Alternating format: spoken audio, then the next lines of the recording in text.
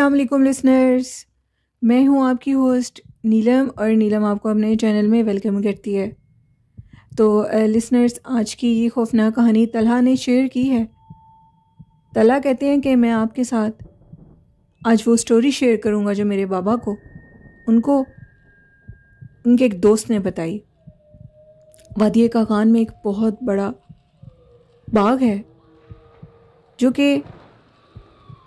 जिसके अंदर कहा जाता है कि सैकड़ों की तादाद में जिन्नात पाए जाते हैं।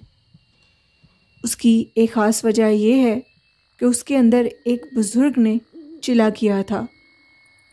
वो बुज़ुर्ग चिले के दौरान ही उनकी डेथ हो गई थी और उनकी डेथ के बाद जितने भी मौक्कलात, जो कुछ वो काबू करना चाहते थे या जो कुछ उधर हाजिर हुआ था उस दौरान, वो उधर का उधर ही रह गया और आज तक उस जगह से बाहर नहीं निकल पाते वो लोग।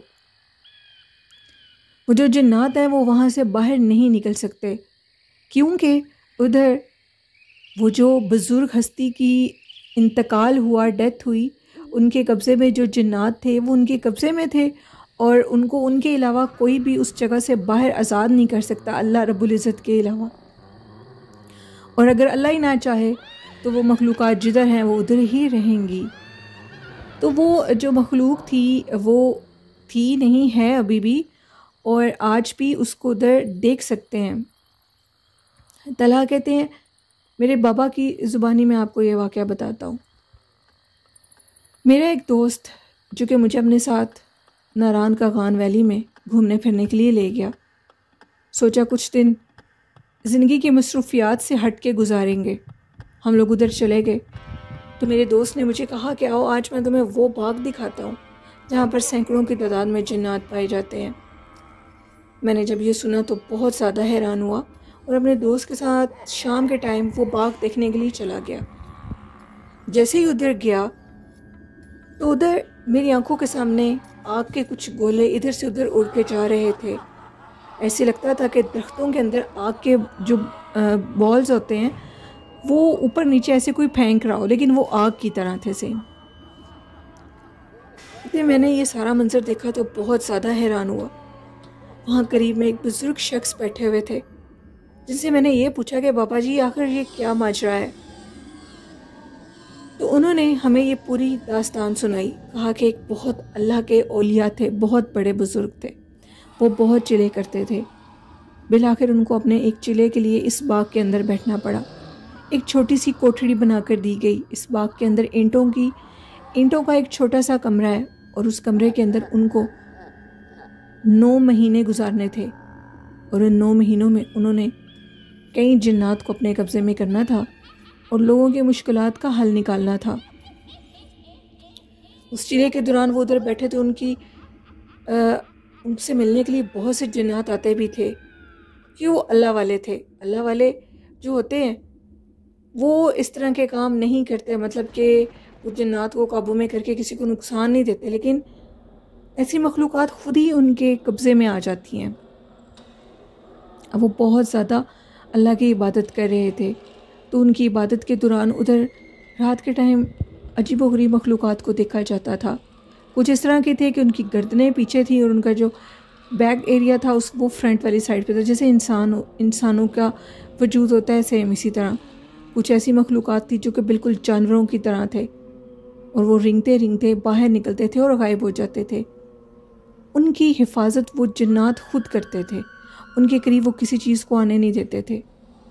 9 मंथ्स उन्होंने किसी की शक्ल नहीं देखी, कोई उनको खाना नहीं देता था। लेकिन जब उनकी वफ़ात हुई और उनको 9 महीनों के बाद जब देखा गया कि वो बाहर नहीं निकले, क्योंकि उन्होंने कहा था कि मेरे पीछे इधर कोई नहीं आएगा, मैं खुद, अल्लाह ने चाहा, अल्लाह ने मुझे ज़िंदगी दी तो मैं 9 महीने के बाद ख़ुद इधर से बाहर आऊँगा। जब वो 9 माह ऊपर गुज़र गए और वो बाहर नहीं आए, उनको देखने के लिए जब लोग गए तो वो इंतहाई खूबसूरत थे, इतने सेहतमंद थे कि उनको देख कर सब हैरान हो गए और एक दफ़ा ये समझा कि शायद ये भूख के मारे बेहोश हो चुके हैं। कुछ लोगों का ये कहना था कि अगर वो भूखे होते तो वो इस तरह इतनी सेहत में ना होते। खैर उनको जब चेक किया तो उनकी वफ़ात हो चुकी थी और उनकी वफ़ात को भी 10 दिन गुजर चुके थे, لیکن اللہ کا ایسا معجزہ تھا، وہ اللہ کے ایسے ولی تھے، ان کے جسم کے اوپر ایک خراش بھی نہیں آئی، اور وہ اتنی خوبصورتی سے ادھر لیٹے ہوئے تھے کہ کوئی جان نہیں سکتا تھا کہ ان کی ڈیتھ ہو چکی ہے۔ ان کو اٹھا کر باہر لایا گیا۔ باہر لانے کے بعد ان کو دفنا دیا گیا۔ اس کے بعد اس باغ میں عجیب و غریب کام ہونے لگے۔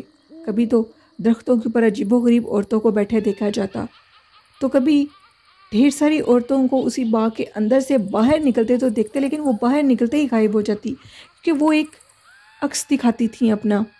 پھر کبھی یہ دیکھا جاتا تھا کہ وہ جو جنات ہیں وہ باقاعدہ طور پر لوگوں کو آوازیں دیتے تھے۔ آوازیں تو وہ اس قدر دیتے تھے کہ جو بھی اس باغ کے قریب سے گزرتا تھا، نامعلوم شخص ان کو آوازیں دیتا تھا، اور جب وہ پیچھے سے پلٹ کے دیکھتے تھے یا ادھر ادھر دیکھتے تھے تو ہنسی کی آوازیں آتی تھی۔ سینکڑوں کی تعداد میں ایک دفعہ ایک شخص نے ادھر لوگوں کو دیکھا۔ وہ اس قدر خوفناک لوگ تھے، جن کو انسان تو نہیں کہہ سکتے، لیکن وہ پتہ نہیں کیا چیزیں تھیں۔ اس طرح کے واقعات اس باغ کے اندر ہوتے تھے۔ آج تک اس باغ کے اندر یہ واقعات جاری و ساری ہیں۔ ہزاروں کی تعداد میں جنات کو دیکھا جاتا ہے رات کے ٹائم۔ وہ ایک مخصوص دن ہوتا ہے جس دن پر چاند پورے عروج پر ہوتا ہے، اور اس دن ادھر بہت سے جنات کو دیکھا جاتا ہے، اور کہا جاتا ہے کہ بہت سے عامل آتے ہیں جو کہ ادھر سے جنات کو پکڑ کر لے جاتے ہیں اور اپنے قابو میں کرتے ہیں، اور ان سے بہت سے کام لیتے ہیں۔ اور بہت سے عامل اس قسم کے بھی ہیں جو کہ یہاں پر جنات کو چھوڑ جاتے ہیں، کیونکہ وادی کاغان کا وہ باغ مشہور ہے، وہاں سے جنات کو پکڑنا اور ان کو چھوڑنا ایک عام بات ہے عاملوں کے لیے۔ اس طرح کے واقعات اس باغ میں ہوتے ہیں۔ ایک دفعہ ایک شخص جو کہ رات کی تنہائی میں اس باغ کے قریب آیا اور ادھر بیٹھ کر کافی دنوں سے کچھ پڑھ رہا تھا، لیکن وہ باغ کے اندر داخل نہیں ہو سکتا تھا۔ اگر وہ باغ کے اندر داخل ہوتا تو وہ جنات اس کو جان سے مارتے تھے۔ یہ بھی کہا جاتا ہے کہ اس باغ کے اندر جو بھی داخل ہوتا ہے اس کو جنات مار دیتے ہیں۔ اس کے بعد یہ ہوا کہ جب لوگوں نے اسے پوچھا کہ تم آخر ادھر کیا کر رہے ہو، تو اس نے کہا کہ میں نے کوئی مقصد پورا کرنا ہے، جس کے تحت میں ادھر سے کچھ جنات کو اپنے قابو میں کرنے کے لیے آیا ہوں۔ تو ہم نے پوچھا کہ تم نے ادھر سے کتنے جنات قابو میں کیے ہیں، جس پہ اس نے کہا کہ میں نے 2 چڑیلوں کو اپنے قابو میں کیا ہے، اور ان کو میں نے کسی کے اوپر مسلط کرنا ہے۔ یہ تو اللہ ہی بہتر جانتا ہے کہ اس بات میں کتنی سچائی ہے، لیکن یہ بات بالکل حقیقت ہے۔ میں نے خود ان بزرگ کے زبانی یہ باتیں سنی، اور وہ اس جگہ سے 2 چڑیلوں کو پکڑ کے لے گیا۔ اللہ جانے اس نے کیا کیا اور کیا نہیں کیا، وہ کیا چیزیں تھیں جن کو اس نے قابو میں کیا۔ اللہ کہتے ہیں کہ میرے فادر نے اور بھی بہت سے خوفناک واقعے مجھے سنائے، جو کہ میں آپ کے ساتھ شیئر کروں گا۔ بہت شکریہ تعالیٰ۔ تو یہ سٹوری تھی وادی کاغان کے ایک باغ کی، جس کا نیم وہ کہتے ہیں کہ میں مینشن نہیں کروں گا۔ بڑھتے ہیں آج کی دوسری خوفناک کہانی کی طرف۔ آج کی دوسری خوفناک کہانی لاہور سے شیئر کی ہے میرے ساتھ وہ جو میرے لسنر ہیں۔ میرے لسنر کا نام عبد الرحمن ہے، اور وہ کہتے ہیں کہ میں لاہور کے موتی مسجد کا ایک واقعہ شیئر کرنا چاہتا ہوں۔ موتی مسجد کو دیکھنے کا میں بہت شوق رکھتا تھا لاہور میں رہتے ہوئے۔ آج تک میں اس مسجد کے اندر نہیں گیا، تو مجھے میرے گھر والوں کی طرف سے پرمیشن نہیں تھی۔ ایک دفعہ میں نے اجازت لی، بہت مشکل سے اپنے دوستوں کے ساتھ وہاں گیا۔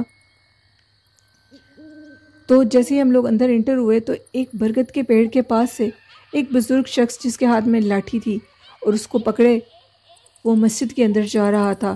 وہاں پر ڈھیر ساری صفیں بچھی ہوتی ہیں، آپ کدھر بھی چاہو نماز کے ٹائم پر نماز پڑھ سکتے ہو۔ جیسے ہی ہم لوگ اندر انٹر ہوئے تو میں نے اس بزرگ شخص کو دیکھا۔ خیر میری ادھر سے توجہ ہٹ گئی اور ہم لوگ ادھر ادھر دیکھنے لگے۔ وہ بزرگ شخص جس طرف گیا تھا وہاں پر ایک برآمدہ ٹائپ جگہ بنی تھی، اس میں صفیں بچھی ہوئی تھیں۔ ادھر ادھر جاتا تو وہ ہمیں نظر آتا۔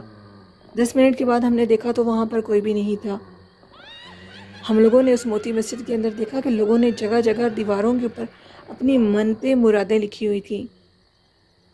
اللہ جانے اس میں کتنی حقیقت ہے اور کتنی سچائی ہے۔